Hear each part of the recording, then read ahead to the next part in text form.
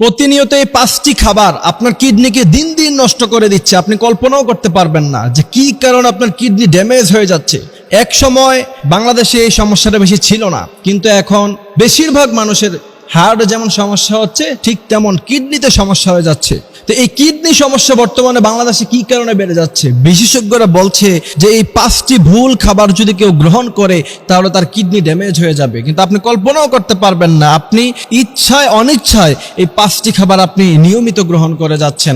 আপনি কিন্তু এটা বুঝতে পারবেন না। অনেকে বলবে যে হুজুর কই 10 বছর 5 বছর ধরে এই সমস্ত খাবার খাইতেছি কিন্তু কোনো সমস্যা হচ্ছে না। আপনি এখন বুঝবেন না। বিশেষজ্ঞরা বলছে যে একজন মানুষের কিডনি নষ্ট হতে হতে তারপর একটা লং টাইম, অনেক একটা সময় লাগে। আপনার 10 বছর 20 বছর 30 বছর পরে গিয়ে আপনার বয়স যখন 40-50 পার হবে তখন আপনি বুঝবেন যে আপনার কিডনি সমস্যা হয়ে যাচ্ছে।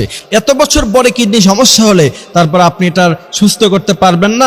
আপনাকে প্রচন্ড অসুস্থতা নিয়ে হয়তো বা পৃথিবী থেকে বিদায় নিতে হবে। বিশেষজ্ঞরা বলছে যে সর্বপ্রথম কাঁচা লবণ যদি কেউ বেশি পরিমাণে খায়, এবং ডাক্তাররা বলছে যে আপনি প্রতিদিন চামচের চেয়ে বেশি যদি আপনি কাঁচা লবণ খান, সেটা তরকারিতে হোক অথবা তরকারি ছাড়া হোক, তাহলে আপনার কিডনি ড্যামেজ হয়ে যাওয়ার সম্ভাবনা 99%। কারণ লবণের মধ্যে এমন একটা পদার্থ থাকে যেটা বেশি পরিমাণে খাবারে গ্রহণ করলে আপনার কিডনি ড্যামেজ হয়ে যাওয়ার সম্ভাবনা থাকে। এই কারণে আপনাকে অবশ্যই খাবারের ব্যাপারে খেয়াল রাখতে হবে। নবী করিম সাল্লাল্লাহু আলাইহি সাল্লাম ফ্রেশ খাবার খেতেন এবং খাবারের প্রতি তিনি অনেক কথা বলতেন যাতে করে মুসলমানরা সুস্থ থাকে। আজকে দেখেন পৃথিবীতে সবচেয়ে বেশি অসুস্থ হয়ে যায় খুব দ্রুত মুসলমানরা, কারণ মুসলমানরা এখন ভোজন প্রিয় হয়ে গিয়েছে।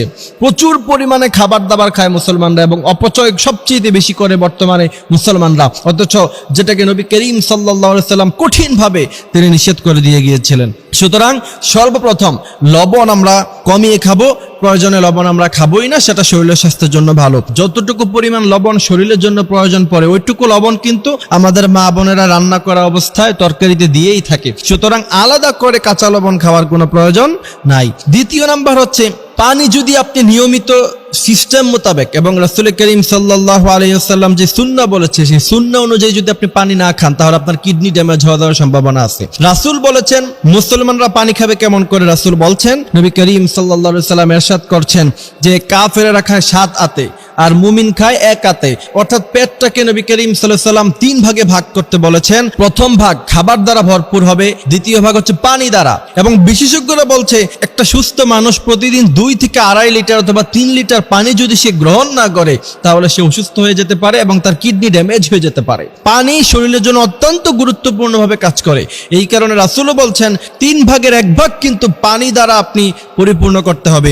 এই সিস্টেমে যদি আপনি প্রতিদিন পানি খান তাহলে আপনার কিডনি ইনশাআল্লাহ নষ্ট হবে না। তৃতীয় নাম্বার হচ্ছে বিশেষজ্ঞরা বলছে যারা ব্যথানাশক ওষুধ প্রচুর পরিমাণে খায় তাদের কিডনি ড্যামেজ হয়ে যাওয়ার সম্ভাবনা আছে। চতুর্থ নাম্বার হচ্ছে আপনাকে ঘুমাইতে হবে সুন্নাহ অনুযায়ী, কারণ আপনি যখন ঘুমাবেন শরীরের প্রত্যেকটা পার্ট শান্ত হবে, সেগুলি ভালোভাবে কাজ করবে। এখন কোনো ব্যক্তি যদি সঠিকভাবে না ঘুমায়, দিনের বেলা এবং রাতের বেলা মিলে কমসে কম আপনি 6 থেকে 7 ঘন্টা 8 ঘন্টা আপনাকে ঘুমাইতে হবে, আর না হলে আপনার ব্রেনে সমস্যা হতে পারে, কিডনিতেও সমস্যা হতে পারে। তারপরে পঞ্চম নাম্বার হচ্ছে প্রস্রাব আটকে রাখার। বিশেষজ্ঞরা কঠিনভাবে নিষেধ করছেন।